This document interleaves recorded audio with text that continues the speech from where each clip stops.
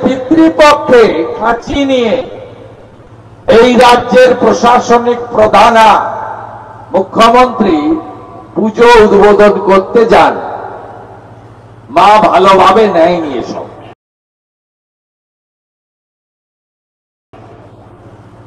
আপনি মেনে নিতে পারেন কেসের ভয়ে, পুলিশের ভয়ে, জিহাদি বা আর্মাদের ভয়ে, অথবা ভাতা কেড়ে নেওয়ার ভয়ে।